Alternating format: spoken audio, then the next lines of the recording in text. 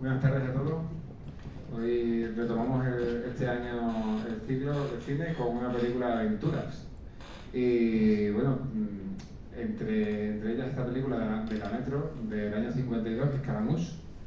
Y es una película que estaba dentro de esa saga, bueno, de ese género, que en aquel momento eran como la historia de la aventura de Robin Hood o Los Tres Mosqueteros, que eran películas de aventuras que estaban hechas para entretener. Lo que hoy en día estamos viviendo con el universo cinematográfico de Marvel, o lo que estamos viendo con todas las sagas de Disney que están sacando ahora, o Star Wars, ¿no? Son películas que están hechas para entretener, sin más mensaje que ese, aunque algunas veces sí lo llevan entre líneas. Y en este caso el director es George Sidney, ¿no? Y bueno, es una película que está rodada en Technicolor, que ahora lo comentaremos un poquito. Y bueno, te dejo a ti que comentes un poquito la ficha. Bien, bueno, pues como dice mi compañero José María, vamos a ver una película de aventuras. Yo me atrevería a decir que probablemente sea la película de aventuras, la mejor película de la historia del cine de aventuras. Se me ocurren un par de ellas más que tenga este nivel, pero no lo digo yo, lo dicen expertos y críticos de cine de esta época, directores también de cine. Solamente con deciros que la escena final, me consta que hay gente que le faltaba ver el final, bueno, pues solamente con esa escena final probablemente es el duelo a espadas mejor filmado de toda la historia del cine, que ha sido copiado por ejemplo, La Princesa Prometida en los años 80, ¿no? Y bueno, es un género que entre los críticos no ha despertado interés, no han sido reconocidos, yo creo, en su justa medida. De hecho, esta película no tiene ningún Oscar, no tiene ninguna nominación a los Oscars, tan solo tiene una nominación al director dentro del sindicato de directores norteamericanos, de George Sidney, pero no tiene ningún otro premio por quizás ese prejuicio, ¿no?, de que las películas de aventuras no tienen calidad. Yo creo que esta película rompe con todos estos esquemas y vamos a ver una película divertida, vamos a ver una película profunda, vamos a ver una película con unas interpretaciones majestuosas, con un color, simplemente cuando aparezca el león de la Metro, que ya lo estábamos viendo ahí, que luego hablaremos en el coloquio, cómo se hacía ese Technicolor. Yo creo que merece muchísimo la pena de ver. El director, como bien dice mi compañero, es George Sidney. Esta película está basada en una novela de Rafael Sabatini, que está especializado más bien en novelas de capa y espada, pero ambientadas en el mar, de piratas, ¿no? Os sonará seguramente porque muchas de ellas se llevaron al cine. El Capitán Blood o el Halcón del Mar, las dos son de Michael Curtiz, las hace Errol Flynn, ¿no?, que era el gran héroe de todas estas películas de los años 30 y 40 sobre todo. El Cisne Negro también la escribió, esta de Scaramouche. Todas esas películas se llevaron al cine y esta en realidad es un remake. Es un remake porque la primera versión de Scaramouche se hace pues 2 años después de escribirse la novela. La novela se escribe en el 21, pues en el 23 ya hacen una primera versión de Scaramouche. Es una película de cine mudo que la hace dirigida por Rex Ingram. La hace también la Metro, pero antes de que fuera la Metro Goldwyn Mayer, porque Metro Goldwyn Mayer es la fusión de dos grandes empresas. Estaba primero Metro Pictures, que es la que hace esta versión muda, y luego al año siguiente, en el año 24, Louis B. Mayer, que tenía otra productora, la Mayer Productions, pues la funden y entonces se crea la Metro Goldwyn Mayer en ese año 24. Con lo cual ya tenían los derechos para rodar esta película. Lo que pasa que, claro, la del año 23 es muda y ellos quisieron hacer una película sonora, pero todo se viene al traste. Querían hacerlo para los años finales de los 30, creo recordar el año 38, pero en la preproducción se viene abajo y tienen que esperar hasta el año 50. Como bien dice José María, esta película es del año 52 y entonces han esperado todo ese tramo de tiempo, y el final, lo que digamos consigue, ¿no?, es todas esas ganas de hacer ese cine de entretenimiento. Yo creo que lo logra totalmente, ¿no? Porque cambia completamente. El tono de la película es un tono de alegría, un tono de festivo. Todo el rato hay mucha gracia, hay mucha risa. Sin embargo, es una película que trata un drama, que lo iremos viendo, ¿no? Una muerte. Bueno, en el fondo esta película también funciona tan bien en Cine de Aventuras porque sigue la estructura de George Campbell del Camino del Héroe. Vamos a ver una película en la que va a haber un descubrimiento en el que va a haber un drama y luego ese camino gracias a un mentor, de reencontrarse y resurgir a ese problema. Entonces, toda esa estructura es la que vemos en muchísimas películas antiguas y actuales, como desde Star Wars hasta El Señor de los Anillos. Todo eso lleva esa estructura. De hecho lo vamos a hablar después en el coloquio. Os voy a hacer un paralelismo entre Star Wars y Scaramouche, porque reúne muchas características.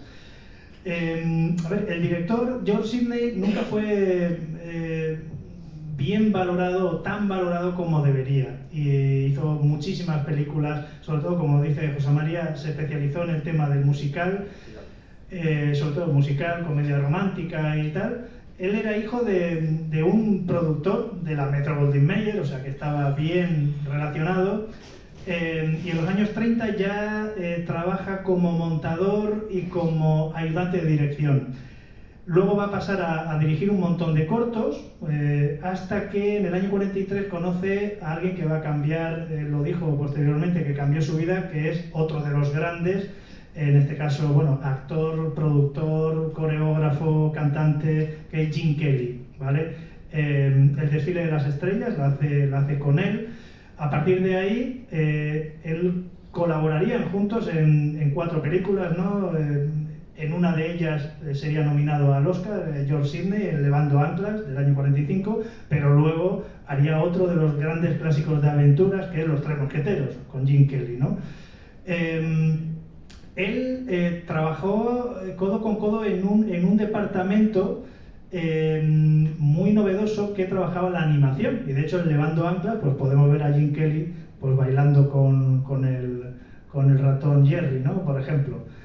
Y ya os digo, características que vamos a ver aquí de su cine. Bueno, pues lo ha dicho muy bien José María, la narrativa, la dinámica en la narrativa, es decir, es una película de aventuras, con lo cual vamos a tener travelings, vamos a tener panorámicas, vamos a tener planos secuencia largos que le dan... Sobre todo porque lo que hace este director es combinar esos planos. Como hemos hablado en otras películas aquí, pues en este caso tenemos ese traveling y ese plano secuencia. Bueno, más que plano secuencia es un plano general, una panorámica. Lo vamos a ver sobre todo en las cabalgadas. Hay varias cabalgadas, varias persecuciones a caballo en el que en ningún momento sales de esa persecución, y eso es lo complicado de combinar un plano en el que vas corriendo con el caballo y de buenas a primeras te cambia a un plano fijo en el que ves cómo pasan todos de corrido y estás dentro de la película. Eso lo hace muy bien gracias a que este director viene, por lo que hemos comentado, de cine musicales, de movimiento, de dinamismo. También lo vamos a ver en cómo transforma los espacios. Va a haber planos de salones generales, de salones de palacio o de teatros, que pueden ser sitios cerrados y pequeños, pero gracias a cómo capta la luz y cómo cambia, cómo trabaja los colores este director, nos va a dar la sensación de que estamos en un sitio súper amplio.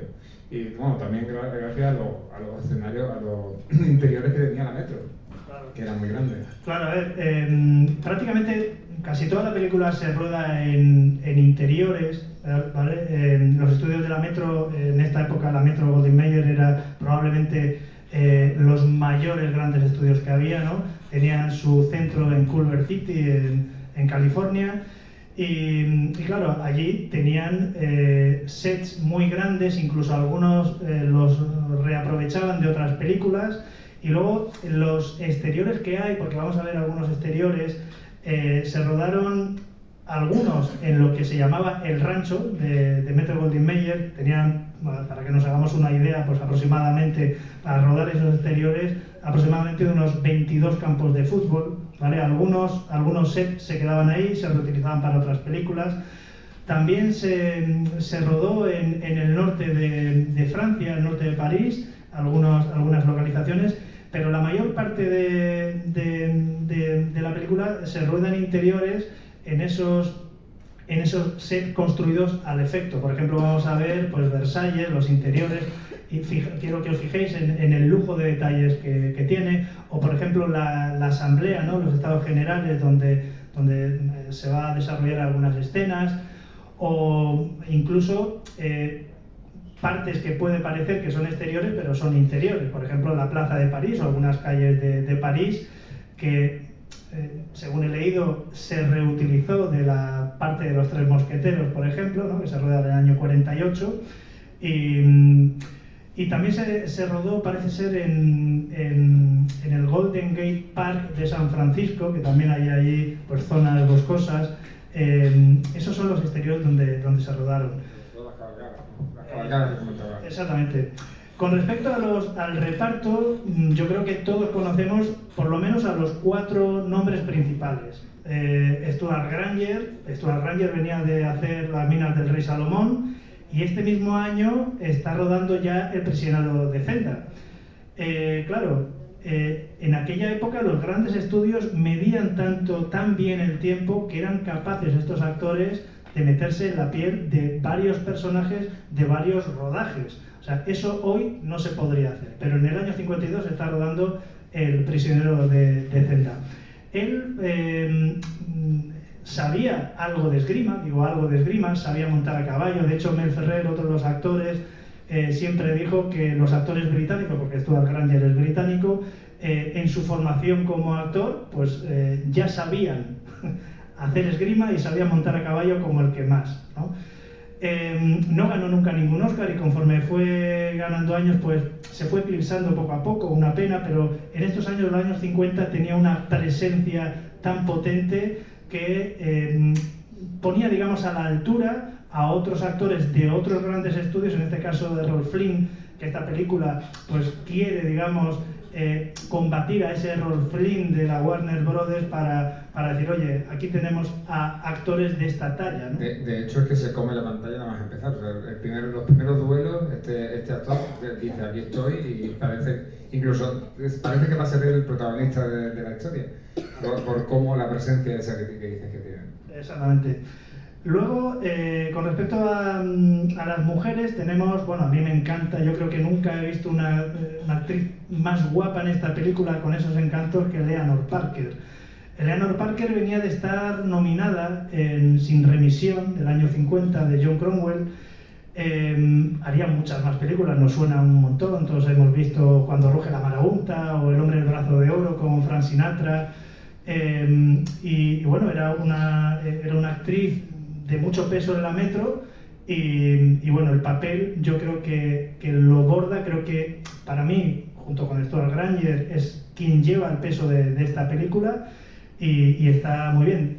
Tampoco no estuvo nominada, ni premios, ni nada. Sin embargo, es uno de los grandes ganchos que tiene este director de la película, porque los primeros planos, unos planos cortos que le hace a esta actriz, son los que marcan y los que te llaman de la película en muchas ocasiones. Y bueno, luego hablaremos del Technicolor, pero es el vestuario que tiene Eleanor en esta película es lo que te va llamando la atención en cada escena. Se te van los ojos a ese vestido blanco, a esos contrastes verdes y rojos que lleva cuando están encima del escenario.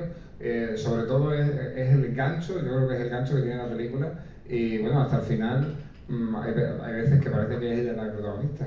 Sí, no, totalmente. Janet Leigh era una actriz en este momento secundaria para la Metro. De hecho, yo creo que esta es la primera película que la muestran con un papel bastante importante.